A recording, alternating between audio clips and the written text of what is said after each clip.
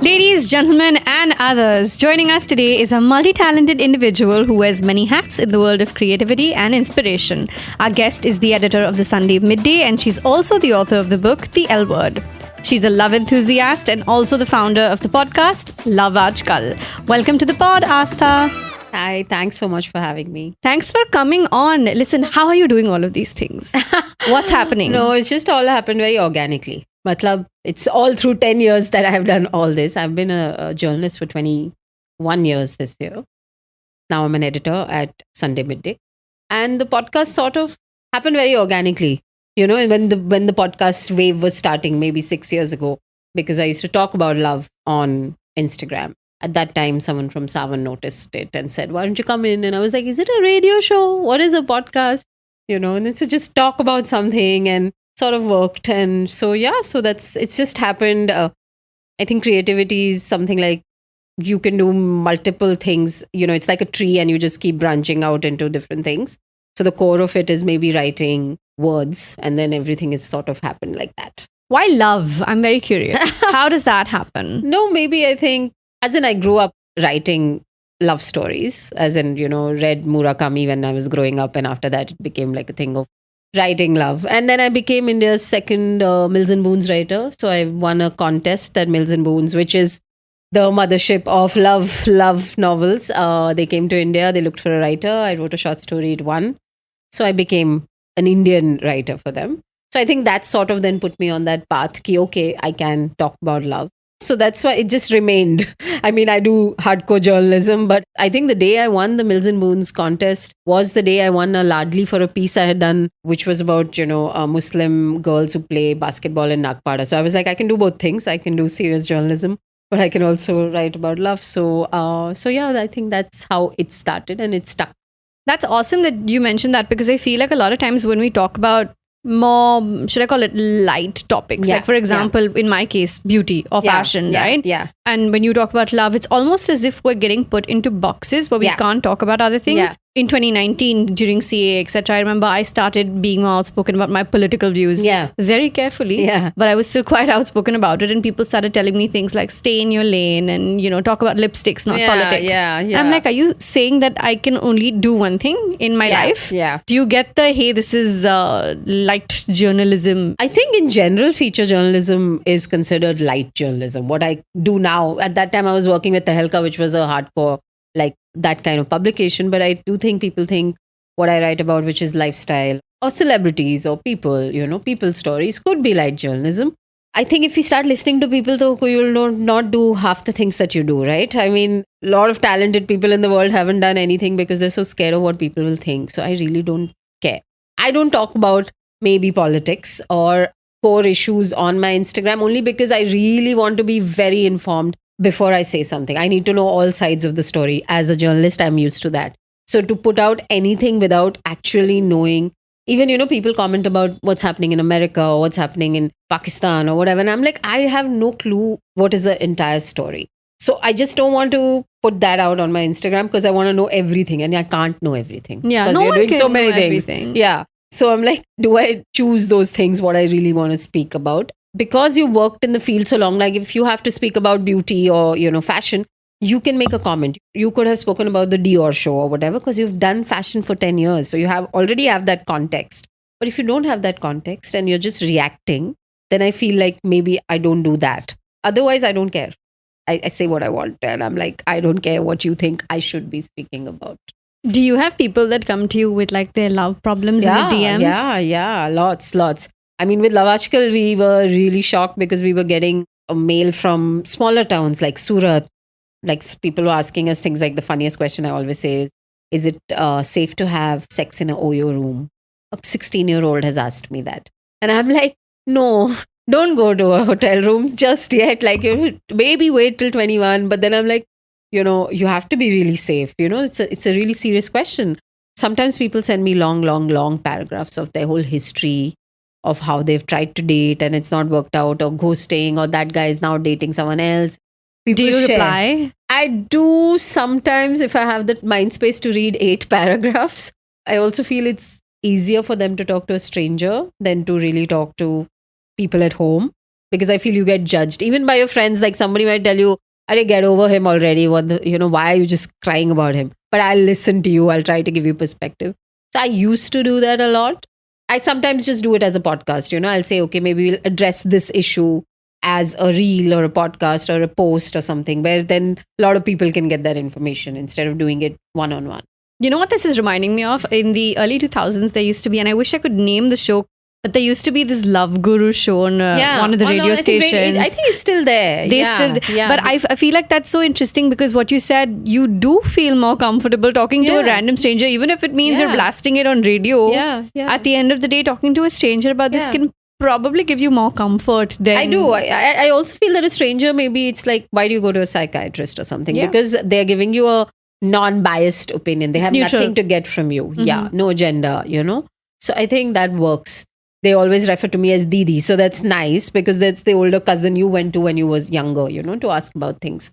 I think I have got a lot of those. I have refrained from answering the ones when somebody wants to commit suicide or they're like, I'm feeling so low and depressed. Then I've told them, please go talk to your parents or find a cousin to talk to or, an uncle and aunt to talk to or something, because that's serious. And I'm not a psychiatrist. At the end of the day, I'm not a therapist. I can't help you. So that's quite a responsibility. What are some of the most bizarre ones you've got? Because this is too early for it, but we do have a segment over here called Slide Into My DMs, right? On my show, where we talk about things that come in the DMs because they can be of many varieties for lack of, any other way of putting it. What are the kind of DMs you get? I think the two that I have got, which have stuck out in my head, is one girl, she was, I think, 17 or 16, and she was in love. And she was like, we love each other, but he's ready for sex and I'm not. So I've given him permission to go and have sex with someone else as long as he loves me. Because I don't want to lose him over this, but I'm not ready. And I don't want to deny him because he's 17 or 18 and he's feeling the urge. So is that okay? I just want to know your opinion. I said, have you made up your mind? She said, yeah, I'm completely okay. And I said, are you going to be okay once he comes back, after he's had sex with someone else? She said, yeah, I'm quite clear that as long as he loves me and I've let it happen, so I'm okay with it. I said, then you're smarter than most people around. Like, if you can make that decision now at 17 and you're okay with it, great. I hope it works out for you guys, And she's like, I just wanted to hear a third opinion. Am I doing something wrong? I said, no. If you think you are capable of, taking that consequence of having someone back who's been with someone else, then if you're so clear in your head, and she was really clear, then I said, then you'll be fine. Did you ever go back and check in on her 6 months later and say, no, hey? I didn't. There were so many other DMs. Yeah. But I think she was fine. She was very clear. I think she just wanted to sound someone out on it, And I was just like, as long as you're clear in your head, how does it matter? She sounds really mature. She was. At 17. And another one was where someone actually, it was a very sweet thing because a girl wrote to us saying that she caught her brother watching porn, a younger brother.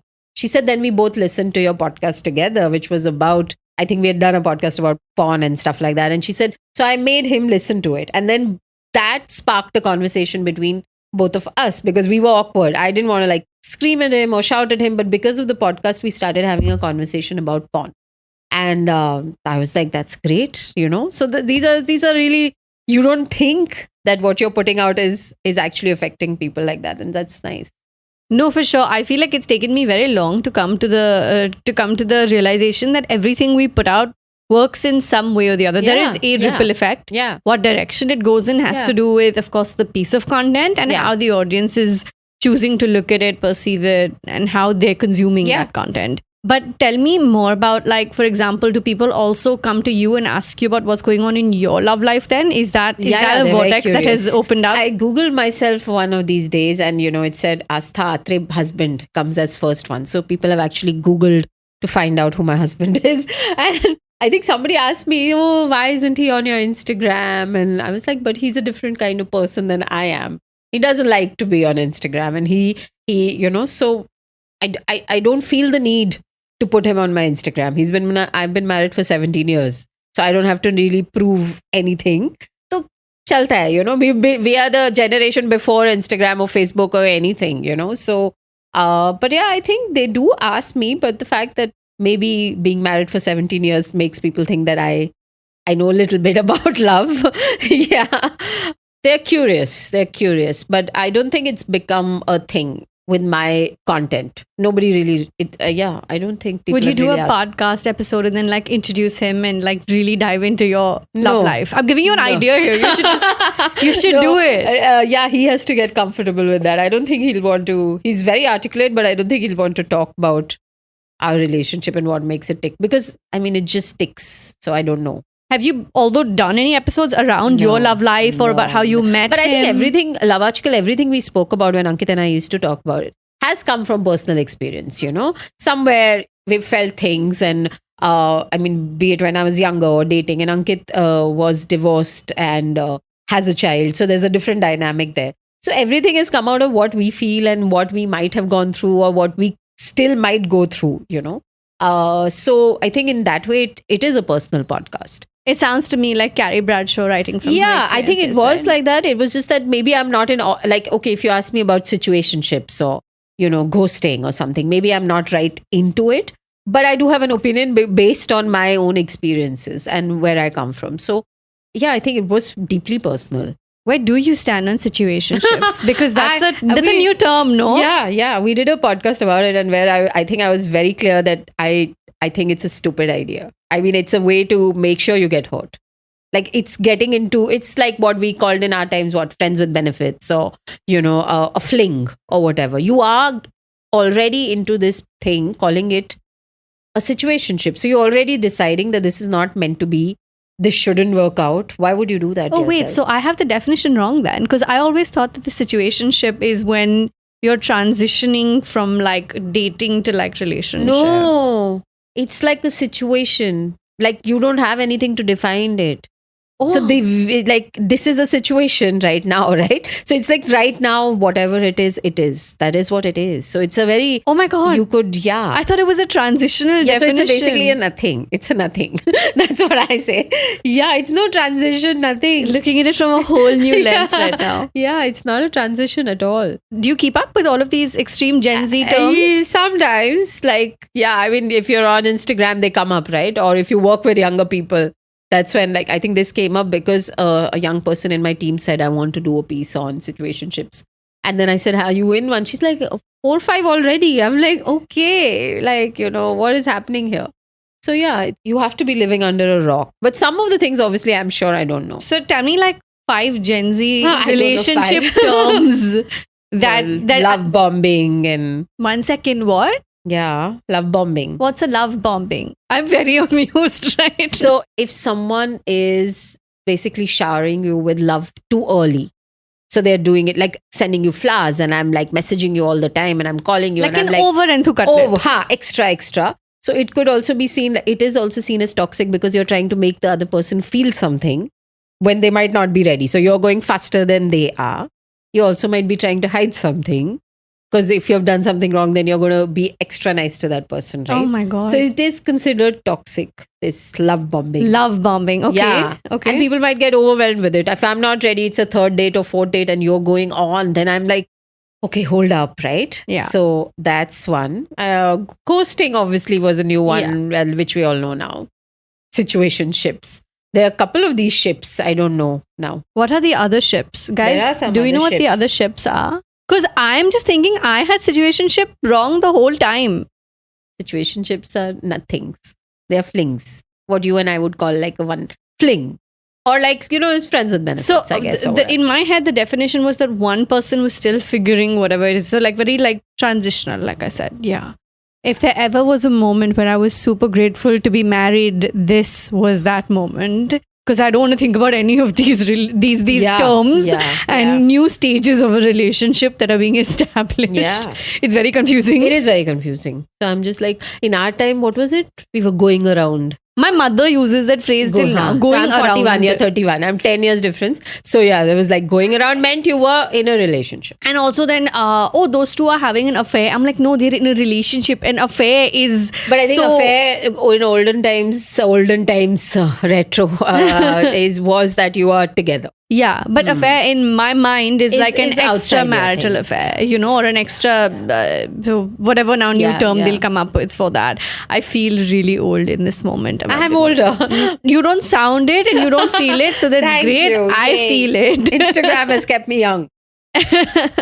Do you although think that Instagram is also the cause behind a lot of people thinking that other people's relationship are far more perfect than they actually are? Yeah, of course. I mean, I always tell people that please unfollow anyone who's making you feel like, oh, they are getting married and then there's this marriage spam and stuff like that.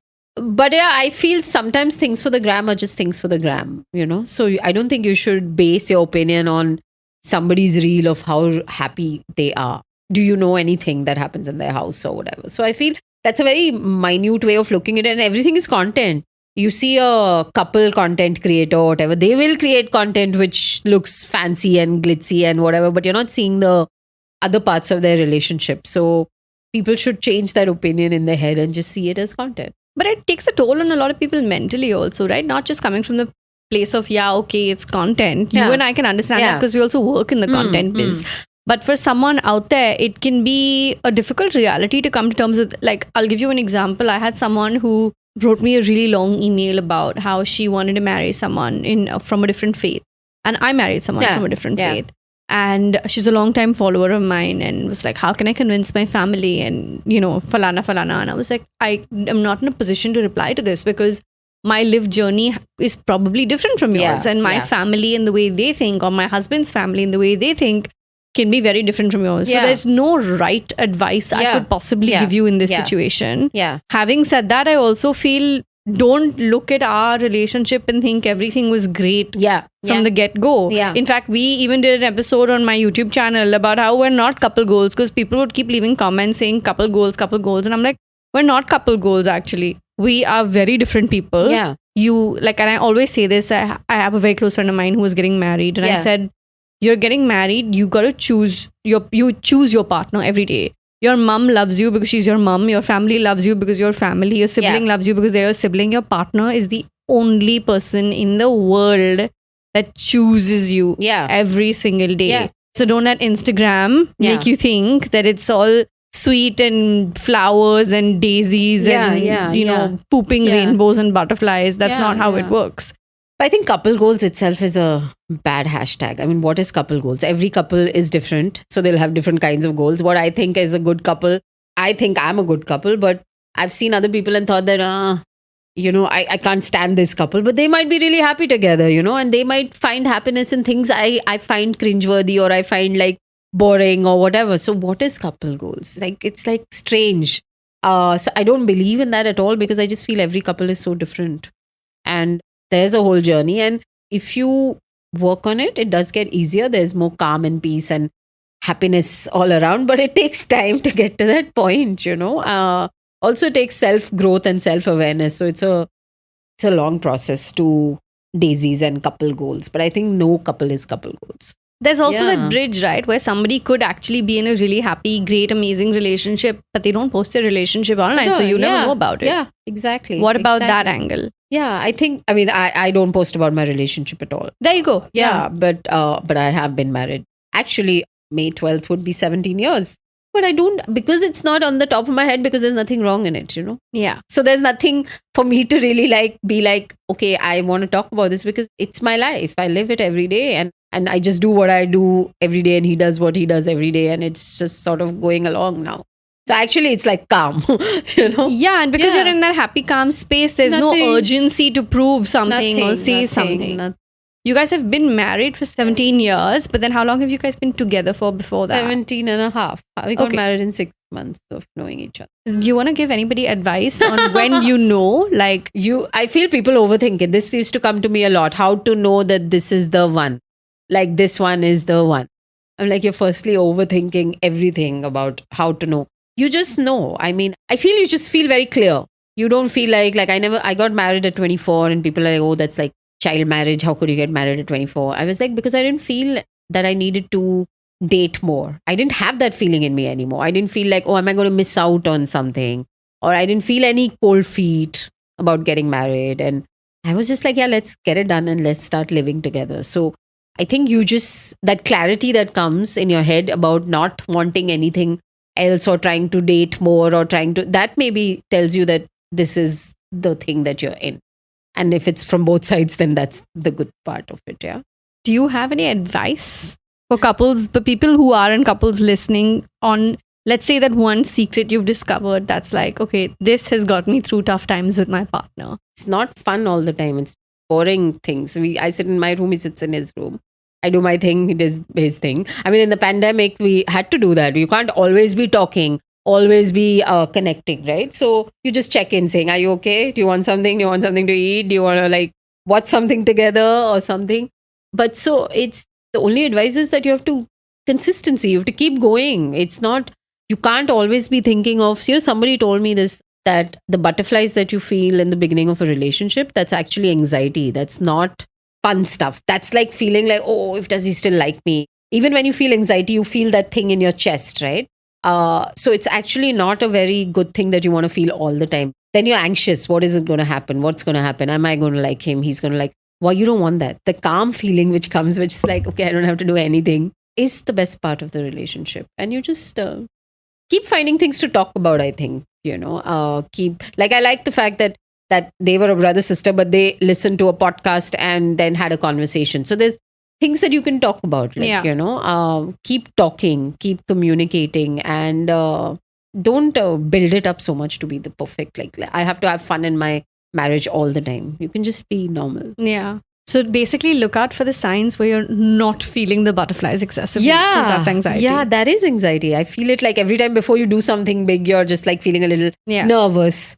But that's not going to last all the time, right? Like, yeah. I love it. Thank you for sharing your perspective. Thank you for coming on the pod. Of course, it was lovely. I'm very excited to see what people have to say, because I feel like love as a conversation in general can be so unique and personal, and we all look at it through so many different ways through our own individual lens. Yeah. So I'm really happy to have, for the first time on my podcast, sat and discuss this topic. And I'm looking forward to being on your podcast next. So congratulations we're going on to talk that. about the same topic, but now from your lens. Yes, amazing. Thank you, Aastha. Thanks.